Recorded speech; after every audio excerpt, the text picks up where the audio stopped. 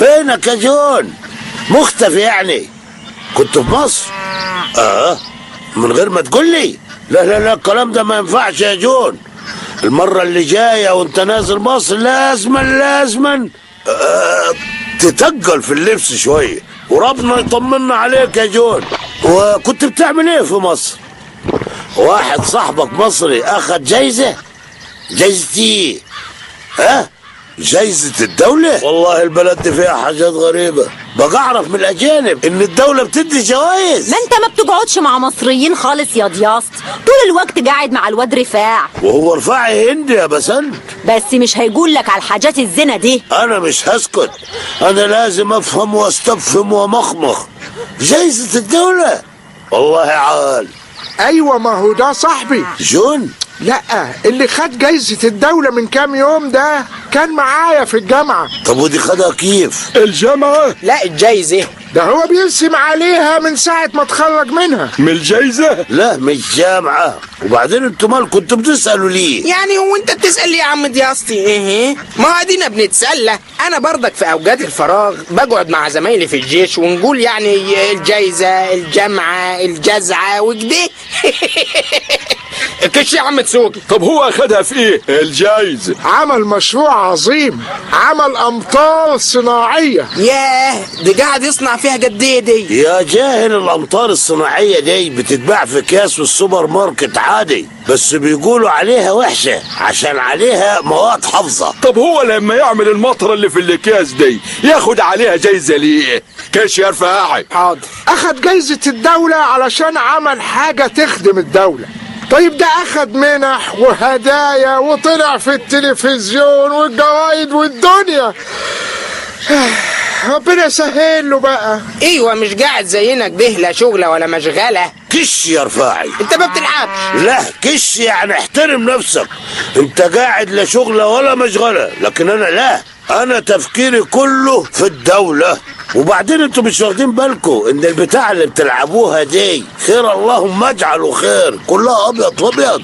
ايوه صح، الكلام ده صح. هو ايه المشكلة يعني؟ طب دي بقى اسمها الشطرنج. ايوه ابن حلال، ده احنا دخنا نسميها ايه؟ والشطرنج دي لعيب بيلعب بالابيض والتاني بيلعب بالاسود. اخس، وانا لما اشتريتها لقيت حتت سودة افتكرتها محروقة ورميتها. انا قاعد معاكم هتجيبني ورا، مفيش فايدة. طب استنى يا عم دياستي، ايه هو الشطرنج ده يعني بيتلعب بالزهر ولا عادي كده زي الكرشينة؟ مالك يا ضياست؟ انا حاسس اني مقصر في حق الدولة يا بسنت. يا مستي، ليه؟ عملت ايه يا ضياست؟ المشكلة اني ما عملتش. بناكل ونشرب ونتسلى وما بنفكرش في الدولة خالص. خلاص، احنا نقفل التلفزيون ساعة بدري ونقعد نفكر في الدولة كل يوم. وبعدين الدولة عاملة جوائز للناس اللي تستاهل، ليه نسيبها تروح برا؟ الدولة؟ لا، الجوائز. طب واحنا مالنا يا ضياست؟ مالنا كيف يا بسنت؟ اي جايزة من دول هتغير مستقبلي. تخيل كده لو اخد جايزة الدولة ولا وسام الدولة ولا اي حاجة من الدولة، ان شاء الله نجمة سينا. مالنا احنا ومال نجوم السيني يا بت، نجمة سينا مش سيما، دي جايزة بس انت افهم بقى. جايزة؟ يا حلاوي، وبتتاخد في ايه دي بقى؟ بتتاخد في الوريد. امشي يا بت، روح على المطبخ، امشي وسيبيني في حالي. خلي الواحد يفكر في مستقبله ومستقبل الدولة. مش لاقي حاجة محدش عملها. طب ما دام كل حاجة اتعملت، امال احنا حالتنا كده ليه؟ عايز مشكلة ينفع الواحد يتبناها وتبقى مستقبله. ممكن مثلا الامطار الصناعية. لا، هتاخد وقت دي. انا عايز حاجة تجيب جايزة في اسبوعين 3 بالكتير. طب ما تعمل سيرش يا ضياستي على النت، اكتب مثلا مشكلة. يا سلام. طب مشكلة. أباي، كل دي صفحات فيها مشاكل، وانا هقرا مشاكل كل العالم ليه يا بسنت؟ وانت عامله لي نصحة قوي. ما تعمل سيرش يا ضياستي. اني غلطان، ولعلمك تلاقي اللي بياخدوا جايزة الدولة دول بيعملوا سيرش بما يرضي الله، وما فيش حد فيهم بيتريق على مراته. طب اجرب اكتب مشكلة زائد ضياستي. أباي كل دي صفحات فيها مشاكل عن الضياستي. بلاش بس انت تشوف الحكاية دي، مش ناقص فضايح. طب أجرب أكتب بسنت وضياستي. ايه ده؟ صفحة واحدة بس. ده الجروب بتاع الفيسبوك وماله رضا، يعني خلاص البلد ما فيهاش مشاكل. طب ما تيجي نعمل مشكلة وانت تتبناها يا عم دياسطي. مشكلة ايه مثلا؟ يعني نعمل مشكلة على الحساب في الدكان وانت بقى تتبنى المشكلة دي. يا ابني انا عايز مشكلة كبيرة، قضية تهم البلد كلها، حاجة تفيد المستقبل، افهموا بقى. طب معلش دور شوية. انا تعبت، دورت كتير، انا بقالي اكتر من يوم ونص ومش لاقي اي حاجة. انا عايز اعمل حاجة الناس كلها تتكلم عنها، حاجة تكبرني، تطلعني لفوق فوق. اي انت لحقت تطلع يا عم دياسطي؟ ايه ده؟ المشكلة جابتك الارض ولا ايه؟ مين اللي رمى الزبالة دي هنا؟ عالم ما عندهاش دم، عالم بيئة. صح، برافو عليك، البيئة هي دي القضية، هي دي مستقبلي. تلوث الزبالة رفاعي، انا حاسس ان مستقبلي هيبقى في الزبالة. اسمع من بقك ربنا يا عم دياسطي.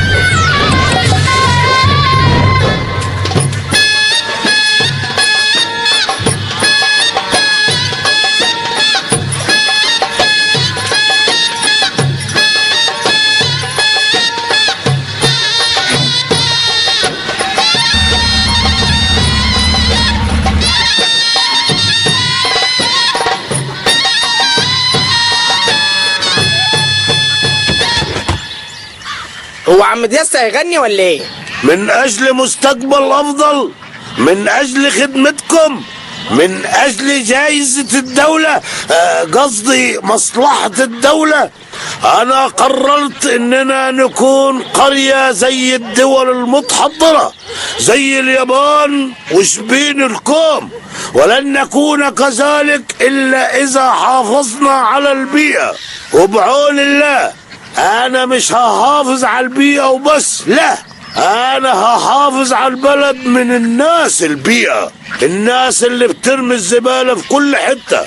وعليه قررنا نحن الضياستي سمير بتخصيص اماكن لجمع القمامة تتمثل في 20 صندوق، ويطلق على منطقة 20 صندوق اسم الخرابة الذكية. الله برضه خرابة؟ ده احنا غاويين بقى.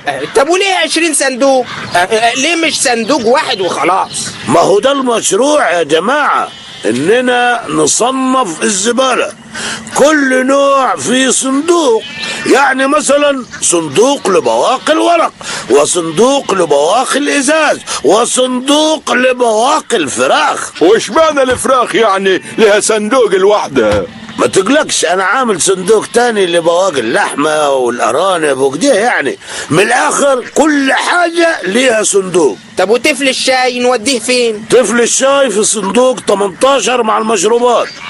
وعموما لو معاك بواقي اي حاجة ومش عارف تحطها فين، ابقى اتصل على 0300 0500 والدقيقة ب1.50 جنيه. طب ما الصناديق دي هتتملي وهتطلع الزبالة بره، والخرابة الذكية هترجع غبية تاني. دي حاجة ما تفوتش على الضياستي، وهي دي المفاجأة اللي أنا كنت بحضرها، وهي دي اللي هتجيب جايزة الدولة لغاية عندي. مصنع لتدوير الزبالة، أحدث جهاز في العالم، لسه منزلش على النت. تحط الزبالة من هنا تطلع منتجات من هنا. الله أكبر. يا رفع راسنا يا ضياستي. انا فرحان قوي قوي، انا حاسس اني عايز يعني اخد الزباله بالحضن. عشان تعرف ان الضياستي ما يعرفش يفكر غير في مصلحة البلد. من النهارده مش هتلاقوا ولا نقطة زبالة في القبر.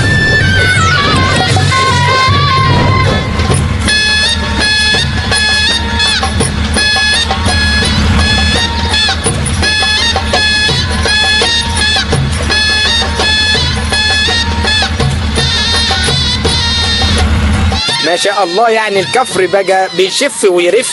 بقالنا فعلا اسبوع يعني من ساعة المشروع، والكفر ده ايه اخر نظافة.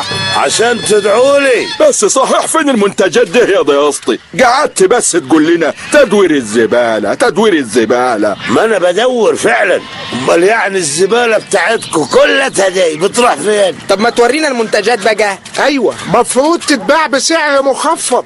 انا فعلا معايا انتاج الاسبوع ده، الصندل الذكي. ياه، دي فعلا شكله معمول من الزبالة ده بس. عايز اقول لك ان زبالة الاسبوع كله في الصندل ده، بس زبالة مضغوطة. الصندل ده انا لسه راميه امبارح في الزبالة. ايه يا عم دياسطي، انت بتدور الزبالة ولا بتدور في الزبالة؟ الصندل ده من تصميمي وتنفيذ المشروع، وهقدمه كعينة مع البحث بتاعي، واذا كنت انت رميت واحد زيه امبارح فده ممكن يكون توارد صنادل، قصدي توارد خواطر. ده لازما يتحط في فاترينا جزاز ويبقى متحف ونكتب عليه اول منتجات الزبالة في الكفر. بعدين انا دلوقتي مش فاضي، لازم اعمل شويه اتصالات.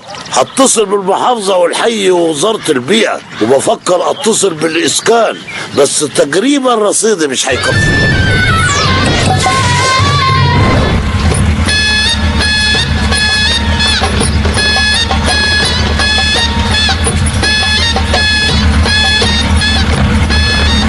يا اهلا بالحكومه، يا اهلا بالدوله.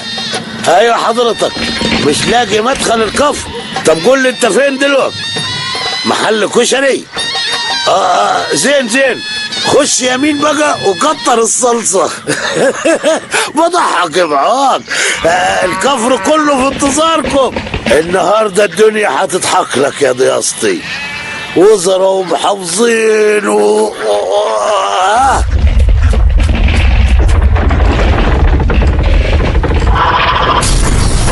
والخير هيغرق الكفر كله. الزبالة هي اللي غرقت الكفر يا ضيافتي. مين الخاين اللي فتح باب البرج؟ هو انت كنت مخبي الزبالة في البرج؟ قال على رأي المثل، وقفنا وقفة رجالة طفحت فوق دماغنا الزبالة. مش وقت أمثلة شعبية دلوقتي. نظفوا يا جماعة، الوزير زمانه جاي. ايه ده؟ مين اللي عمل كده؟ هو ده يا باشا. كنت فاكر انه مستقبلي مع الزبالة، طلع مستقبلي هو اللي زبالة.